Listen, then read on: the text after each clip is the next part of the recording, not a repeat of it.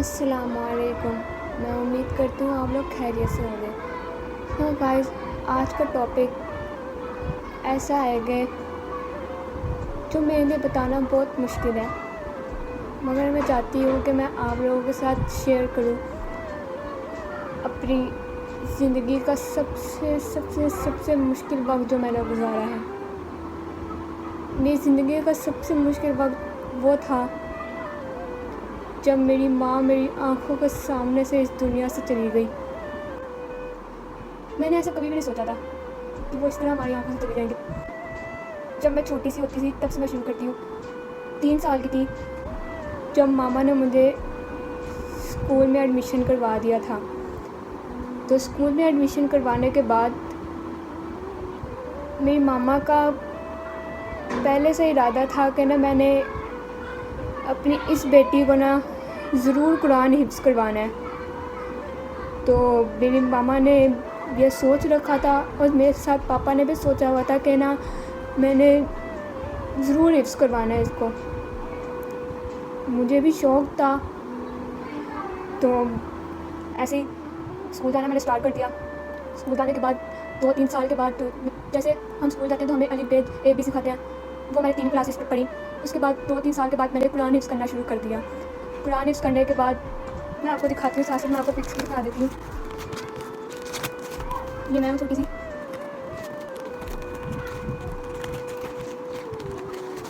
یہ میری ماما نے مجھے پکڑا ہے. ایک جیسے جس کو شوق ہوتا ہے نا وہ قرآن حفظ بھی کروانا شروع کر دیتا ہے، جس کو شوق ہوتا ہے نا وہ آگے پڑھانے کی کوشش کرتا ہے کہ وہ بندہ بھی قرآن سیکھے. اسی طرح میری ماما کو بھی شوق تھا کہ میں قرآن حفظ کروں، میں خود سیکھوں اور میں آگے بھی کسی کو سکھاؤں. تو میری ماما نے مجھے سکھانا شروع کر دیا. ایک قرآن میں 30 پارے ہوتے ہیں. انہوں نے مجھے 30 پارے جس طرح پڑھائے ہیں وہ میں آپ لوگوں کے سامنے بیان نہیں کر سکتی. انہوں نے مجھے کس طرح پڑھائے ہیں.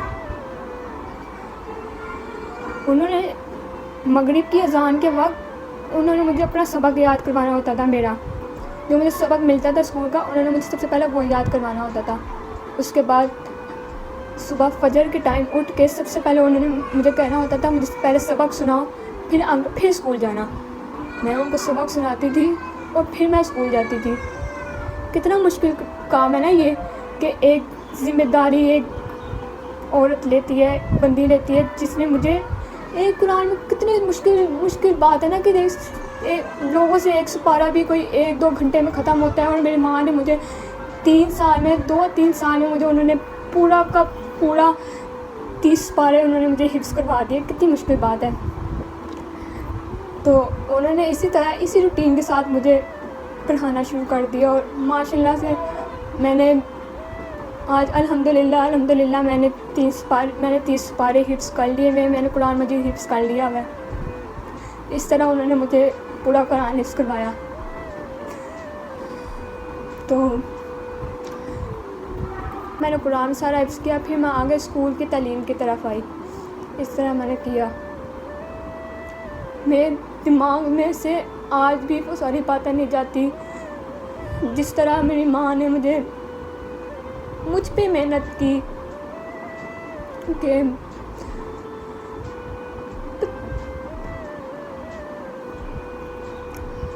انہوں نے کس طرح میرے ساتھ اتنا زیادہ ٹائم اسپینڈ کیا. مگر میرے لیے وہ بہت کم ٹائم تھا جتنا میری ماما نے میرے ساتھ ٹائم اسپینڈ کیا. میں ان کے ساتھ ابھی بہت وقت اور گزارنا چاہتی تھی. پھر ایسے ہی ہوا کہ وقت گزرتا گیا.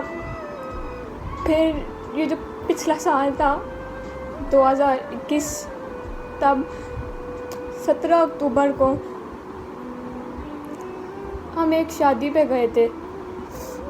تو شادی پہ جانے سے پہلے میں نے اس دن ہیئر اسٹائل بنوانا تھا، تو میں ماما کے ساتھ لے کے پارلر گئی تھی. پارلر گئی تو بال بنوا کے میں آ رہی تھی، راستے میں تھی. تو ماما مجھے کہتی ہیں کہ آپ خوش ہو، بن گیا تمہارا ہیئر اسٹائل؟ میں نے کہا ہاں جی بہت خوش ہوں. تو انہوں نے میرے سے اس طرح پوچھا. ان کو میں نے جانے سے پہلے مہندی لگائی، سب کچھ کیا. لگوانے کے بعد مہندی لگائی، میں نے سب کچھ کیا ان کو. تو کہتی ہیں دیکھ کتنا زیادہ پیارا میرے ہاتھ پہ کلر آیا ہے. میں نے کہا ہاں جی مما بہت اچھا آیا ہے. تو پتہ نہیں ان کے شاید اندر جیسے بندے کے غبار ہوتے ہیں نا، وہ شاید وہ نکال نہیں پائی، یا پتہ نہیں بتا نہیں پائی کیا ایسا ہوا نہیں جانتی میں. تو پر وہ گھر میں نا ہم تیار ہو رہے تھے. گھر سے نکلنے سے پہلے نا نماز پڑھ کے گئی ہے مغرب کی. ہم نہ نکلے ہیں.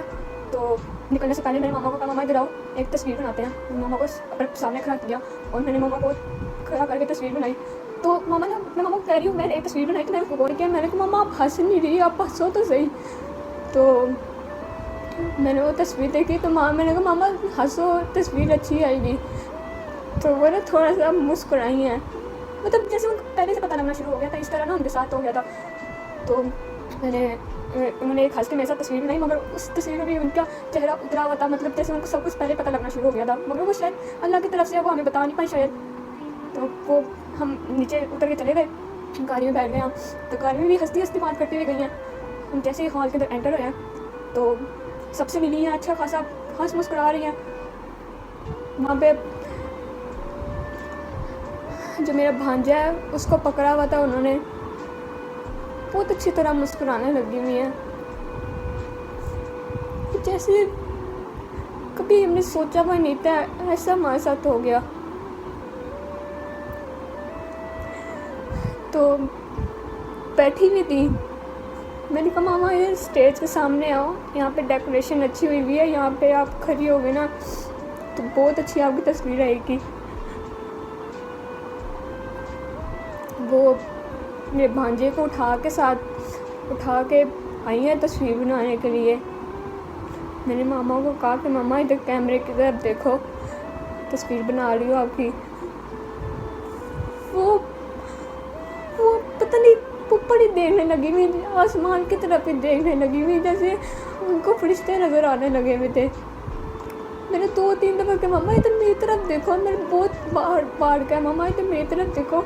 وہ لاسٹ پکس تھی جو میں نے ماما کی بنائی تھی، وہ لاسٹ پکس تھی. میں نے ماما کو کہا ماما میری طرف دیکھو یار، اور یہاں میں دیکھ کے ہنس کے مسکراؤ.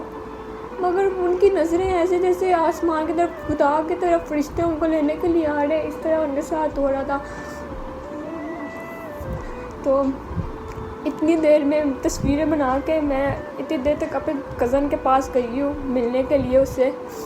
تو ایک دم سے نا وہاں سے میں اس طرف گئی ہوں تو دوسری طرف میری آپی کھڑی ہوئی تھی. تو میری آپی نے ایک دم سے چیخ ماری ماما ماما. میں نے کہا یہ تو آپی کی آواز لگ رہی ہے.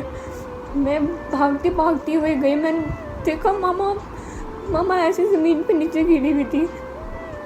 مجھے سے دیکھا نہیں جا رہا تھا. میں ماما کو کہہ رہی ماما اٹھو پلیز، اٹھو جس طرح مرضی اٹھو، مجھے نہیں پتا، بس اٹھ جاؤ پلیز. مگر وہ آنکھیں نہیں کھول رہی تھی، نہیں وہ آنکھیں کھول رہی تھی، میرے سے نہیں دیکھا جا رہا تھا، وہ نیچے گری پڑی تھی. مجھے لوگ کہہ رہے ہیں کہ ان کو بی پی لو ہو گیا ہوگا، شوگر لو ہو گئی ہوگی، کچھ نہ کچھ مسئلہ بن گیا ہوگا. مگر میں کہتی ہوں میری ماں کے ساتھ کبھی ایسا ہوا ہی نہیں تھا، ان کو کوئی مسئلہ ہی نہیں تھا جو ایسے وہ نیچے گرے اور ایک دم سے وہ بے ہوش ہو جائے، ان کے ساتھ کوئی ایسا مسئلہ ہی نہیں تھا. تو یہ لوگ لے کے ہاسپٹل چلے گئے ماما کو لے کے. تو گاڑی میں لے کے گئے ہاسپٹل. میں ہال میں ہی تھی. مجھے آپ ہی کہتے ہیں تو ہال میں رہا، میں اتنی دیر تک ماما کو لے کے جاتی ہوں.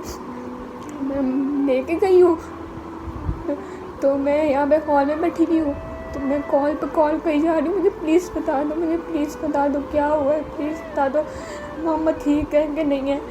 تو مجھے سب کہہ رہے ہیں کہ زمین تو صورتیں پڑھ، تو یہ سب کچھ پڑھ، انشاءاللہ ان کو جلدی آرام آ جائے گا.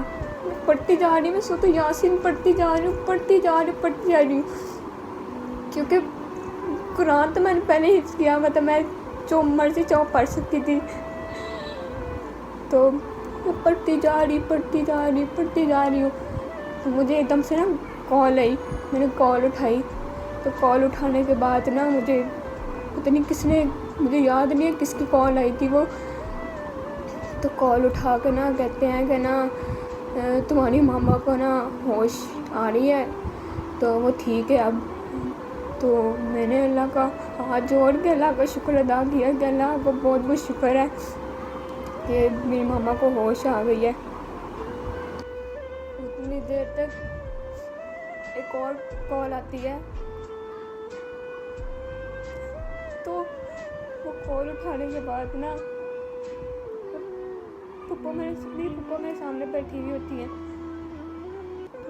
وہ کال اٹھاتی ہیں تو میری طرف دیکھ کے نا مطلب کچھ بول ہی نہیں رہی ہوتی.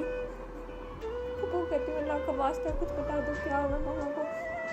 نہیں بول رہی ہوتی، کچھ بھی نہیں بول رہی ہوتی. وہ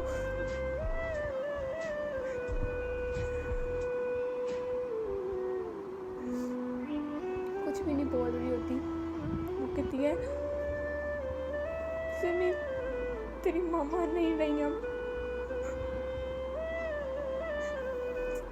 کیا آپ لوگ سوچ سکتے ہیں کہ میرے پہ کیا گزری ہوگی کہ ہم اتنی خوش خوشی ایک شادی پہ جاتے ہیں اور شادی سے واپس اس بندے کو کھو دیتے ہیں جو ہمارا سب کچھ ہوتا ہے، سب کچھ ہوتا ہے. سوچ سکتے ہیں یہاں پہ میری زندگی اینڈ ہو چکی ہوئی تھی. اس کے بعد میں زندگی جینا بھول گئی ہوئی ہوں.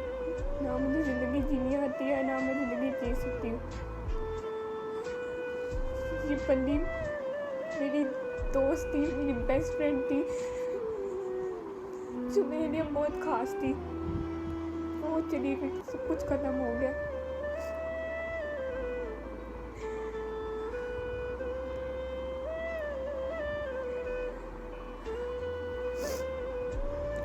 اب ماں تو میری چلی گئی اور میں ان کو واپس چلانے سے رہی، پر میری دعا ہے اللہ تعالیٰ ان کو جنت الفردوس میں اعلیٰ سے اعلیٰ مقام عطا فرمائے. کیونکہ وہ جتنی اچھی تھی نا وہ بتا نہیں سکتی، بالکل بھی نہیں بتا سکتی. وہ بہت اچھی تھی، بہت بہت بہت زیادہ اچھی تھی. I miss you mama, I love you mama.